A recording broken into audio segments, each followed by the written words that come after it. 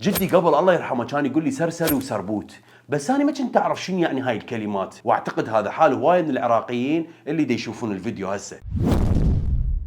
كلمة السرسري والسربوت كلمات موجودة باللهجة العراقية، وقصدهم بيها مذمة وتعتبر من الكلمات المو حلوة، بس شنو المعنى الحقيقي لهاي الكلمتين وشنو هي قصتهم؟ يرجع اصلهم لزمن الدولة العثمانية بالوقت اللي بيه بدأ التجار يغشون بوزن واسعار البضاعة على مود يزيدون ربحهم، ومن عرف الخليفة باللي دا يصير عين موظفين شغلتهم يفترون بالسوق بشكل متخفي على مود يراقبون التجار والاسعار اللي قاعد تصعد وتنزل بكيف التجار بدون ما حد يتعرف عليهم، وسموهم السراسرة. وبعدين الكلمة تطورت إلى كلمة سرسري، بس التجار ما سكتوا، دخلوا للديوان العثماني وبقوا يدورون لحد ما كشفوا منو هم السراسرة واحد واحد، وقاموا التجار ينطون رشاوي للسراسرة على مود ما يحجون، وهيك رجع الحال مثل ما كان. الخليفة عرف من الناس انه السرسرية خالفوا اوامر السلطان، وهيك عين شخص يراقب السرسرية وسموه السربوت. انا ما اعرف ليش هذا الموضوع يذكرني بالبنكة. المهم، ونفس الحالة التجار قدروا يتعرفون على كل السرابيت وقاموا يدزون فلوس،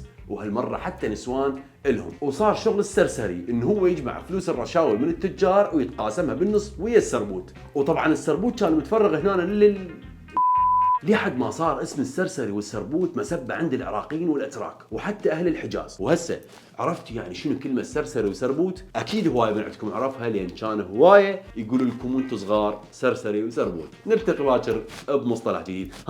إذا كنتوا تعرفون مصطلح ممكن تكتبوا لي بالتعليقات حتى أنا أقوله بوحدة من الحلقات مال هاي السلسلة. سلام.